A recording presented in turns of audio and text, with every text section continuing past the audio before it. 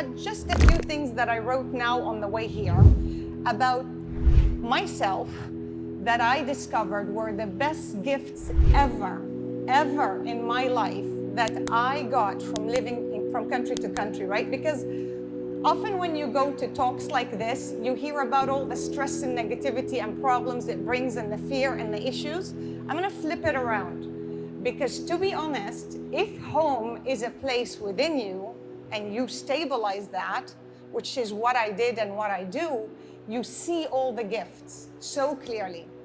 One of the best gifts I've ever had from this lifestyle is having gratitude, meaning I'm thankful, not just for simple things in life, but also for amazing things in life. So I remember when my dad moved us to Saudi Arabia, and we were in a tiny little apartment in the desert. How they had a building in the desert, I don't know, because back then that village had almost nothing except a compound with one building and apartments. Tiny apartment for my mom, bless her soul, myself, and 3 siblings. Tiny. I was very grateful. You're a child. Wow, the desert. Lizards, snakes, are you kidding me? You wake up, it's hot. You go to sleep, it's hot. It was amazing. This is the child, right? Mom is freaking out. Dad is freaking out. He's trying to figure out what to do with career. He'll be happy when the job is okay. He'll be happy when the kids are paid for. He'll be happy when the wife is happy. Pushing away happiness. He'll be at home when he's happy, and he never can arrive home. I watch them live this day in, day out. The same for my mom. She'll be happy and at peace when she's home. Home is going to be a really nice house. A house that has a garden and a pool, or a house that has a garden and somewhere for the kids to play. She'll be then at peace. And she's also done the exact same thing as my dad, as everybody that I see around me as I travel and live around the world. Everyone is looking for home, a place of comfort, a place of belonging, and the world teaches us that home is somewhere on a map, right? It's the culture where we used to live. It's that Italian food and smell of the Italian food and people, and no, it's the house. It's the beautiful house with the view on a cliff, the sound of the sea, that's home. It's the Mediterranean, is that home? Or maybe it's the job and the title, or the income, so you feel comfy that you can pay for yourself and your spouse. Life, sadly, teaches us that home is somewhere outside of ourselves, somewhere on a map. But home is not out there on a map. Home is here. Home starts right here. And it took me years to get that memory back, because as a child, children know this. They know it, right? You move, they're happy. But then at one point, they learn this from the adults around them, the panic starts. Mom is stressed, dad is stressed, and they lose that innocence of home is me. When I say you are the home, I mean you are the memories. If you talk about home, it's the memories, right? Where are the memories of your past? Are they on some map somewhere? Here are the memories of Anna, or are they in you? If I talk culture, where is your culture? How you perceive yourself and with people, and you joke, and what happened to you? That's inside you too, right? Hence what psychologists and counseling does, right? Or when you're really upset and talking to a friend, I miss home, you start weeping, you're crying, you're talking about it. Music, meditation, and a therapist can take you home in seconds. Seconds. You close your eyes, you start thinking of the place, you remember the people, it comes inside you and you vibrate with it. What I'm talking to you about today is about finding home within yourself, because that's what I do. I make you recognize that home is within ourselves, and I build the pillars for that home like every single home has. Pillars, right? If one pillar falls down, it's not a strong foundation. You have to have pillars, and they have to balance each other to hold you and support you throughout life.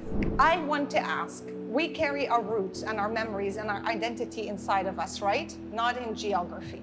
We also carry our deepest memories. This is the inner child. Do you know what the inner child means? Yeah? So the inner child, for those of you who don't know, is the part of you that has the earliest memories of your life here.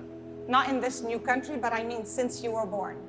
The earliest memories and the earliest feelings and the earliest belonging. Yeah, these three things: feelings, belonging, and memory. Those earliest memories that happened to you as a child, when you may not remember most of them, and most likely you don't remember most of them, but they are in a part of you, because you are the child that you were in the past. You're not a new person, you're just an overgrown child. So those memories are stored inside of you. They are, full stop, there's no doubts about it. Why they are so important is, sadly, most of us got hurt in our young years because our parents did everything they can, but we're all victims of victims. They didn't know how to handle us, the school didn't know what to do, things happened. And sadly, most of us, with a few very lucky people who had a lucky life, I'm not one of them, suffered as children, okay? We grow up, we survive school, we go out to the world, and now we want to function. And then things start happening, and we react a certain way. Guess where the reaction is coming from? Could it somehow have something to do with your early programming? What do you think? Yeah. Say you grew up with a dad who never said, I love you, never looked at you. He was too busy working. He thought that's the way to make money. He thought that's the way to get home. That's the way to be happy. And he never got there. But you never got what you wanted. And now you're with a man who sometimes comes home tired and doesn't look at you. It doesn't have to make you freak out, but you might freak out. Why? Because that inner child, that bit of programming, initial programming, is in you. Quite often it's subconscious, like I said, but it affects everything you do today. Everything. Quietly. It's what makes you scared, shy, angry. If you get irritated so quickly at something, and sometimes you wonder why. My friend doesn't care at all. And I'm like, wah, wah, wah. That's it. That's it. You don't have to remember the memory, but it's your the original program. That said, it's not impossible to go there and upgrade your program. So easy. So easy it is. You realize I suffer in this area of life. Okay, which area is it? Social? Relationship? Is it emotional? Is it about learning something new? Is it about having a job and maintaining a career? I'm just suffering because of something, and I don't know why I'm suffering. All you'd have to do is then understand that your initial programming has something to do with it. And once you know that, you know where to go from there. The methodology I developed, and I don't work with the slides, as you can see, the slides stay, but I talk by myself. The methodology I developed is 8 pillars, okay? So simple, 8 pillars. Every pillar targets one area of our human life. Every one. So I've got emotions, I've got relationships, I've got physical needs, I got mental needs. And every single pillar will need your attention once in a while so you can maintain those pillars. So when one shakes because sadly your girlfriend broke up, or sadly a parent got sick, or sadly you had to move a country, or maybe you failed at something or lost a job, the house doesn't collapse. It won't collapse because you're constantly maintaining. Maintenance is much cheaper and easier than fixing the car on the long run, right? Maintenance. Most of us in today's society, with how busy life is, we shush that inner child.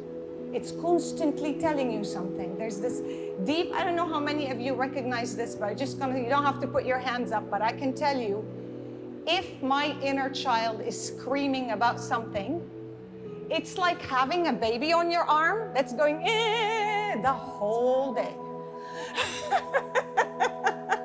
And nothing you can do in silence, focus, joy, that child is there going on, nagging, complaining, and I'm going shh, shh, shh, but I'm doing other things.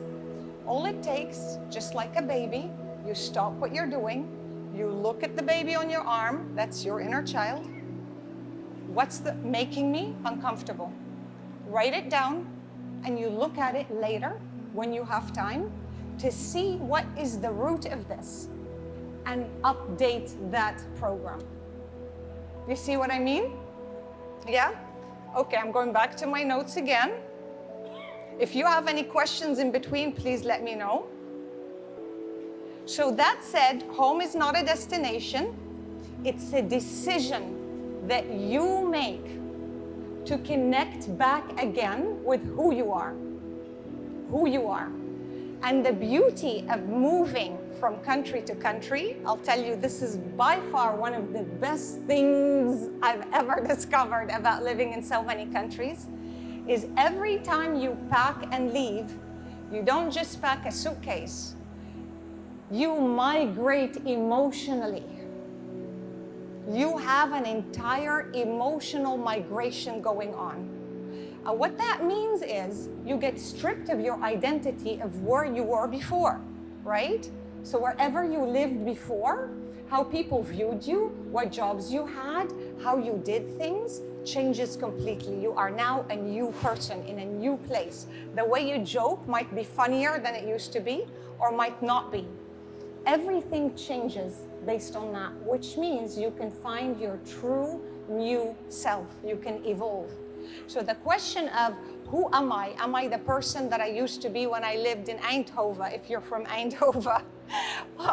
Or am I the person who I am now living 20 years in Amsterdam?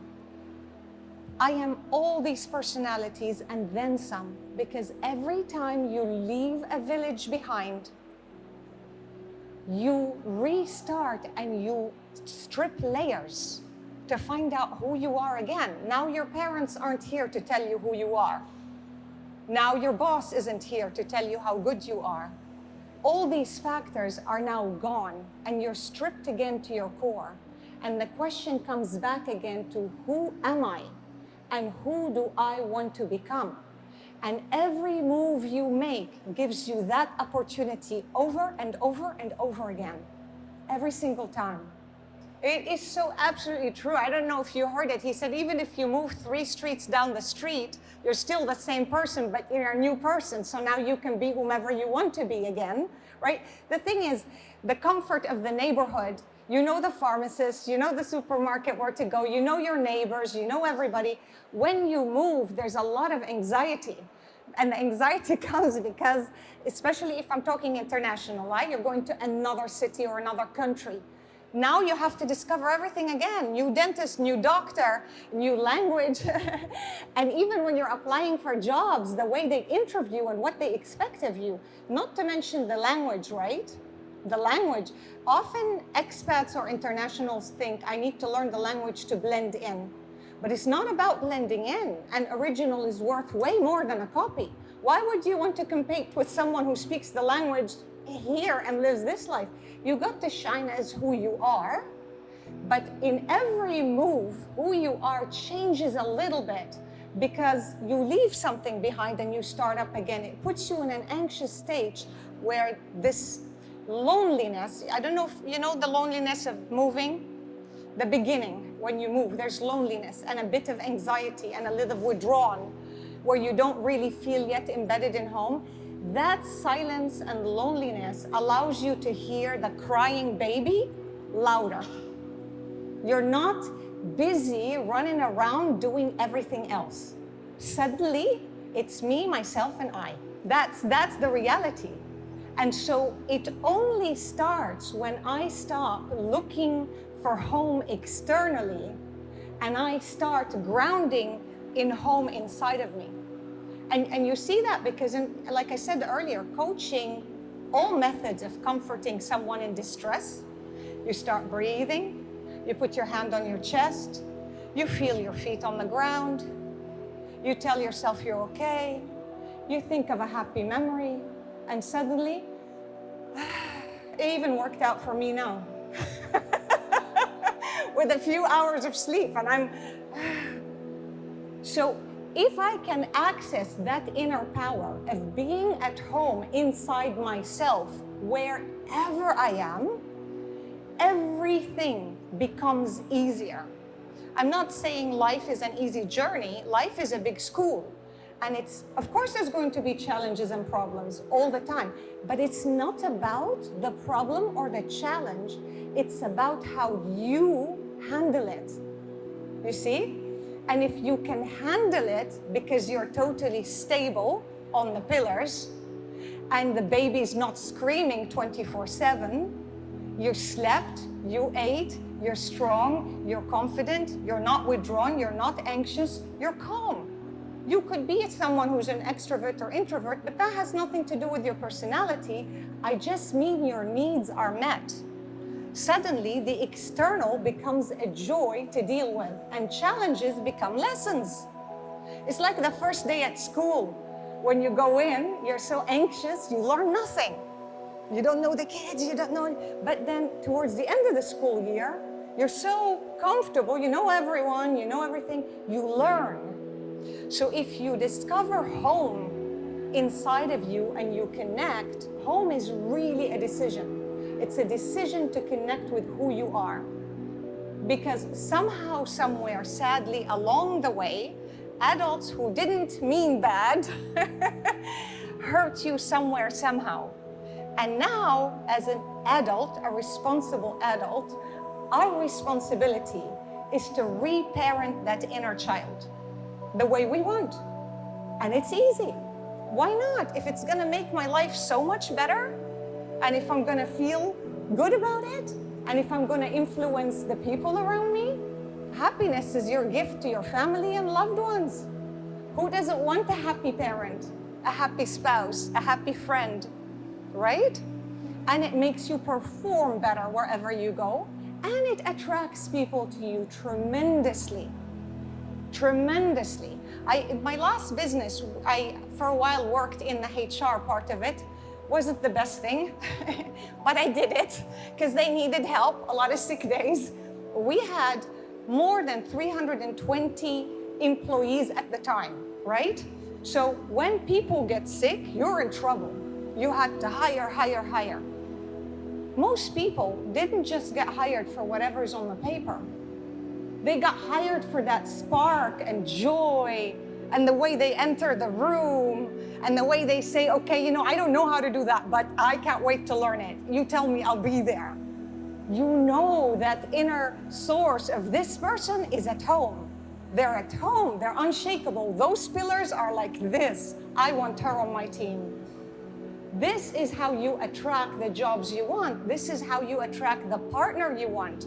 If you go into a relationship and you're missing 3 pillars, you collapse on him, or he's gonna collapse on you. Yeah, that's right. It's beautifully said, actually. Thank you for pointing that out. Absolutely.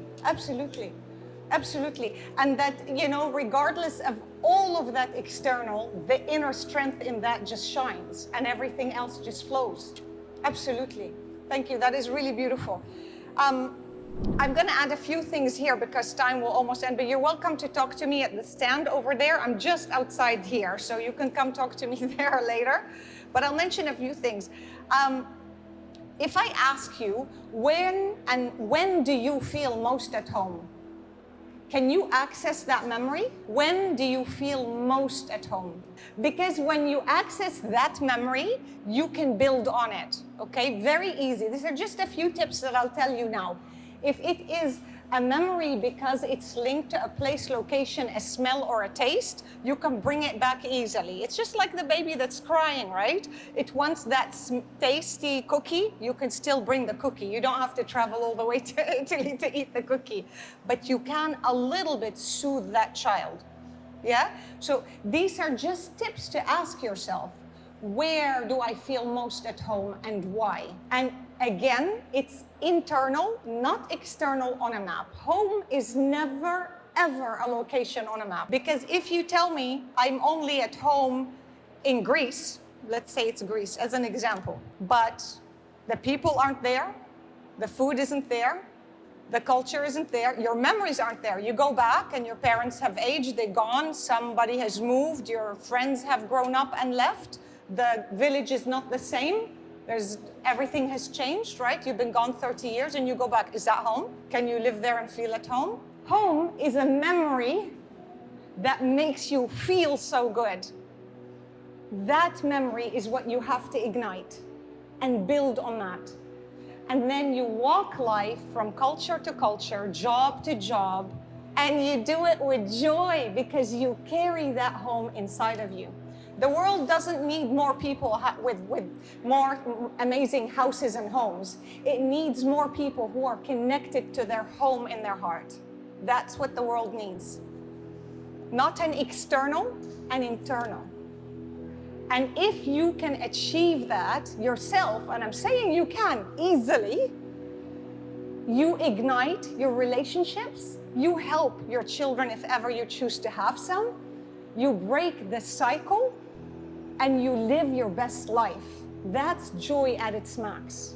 And that will affect your physical health, it will affect your mental health, it will affect your emotions, it will affect everything. Everything. It's like a snowball that just tumbles down.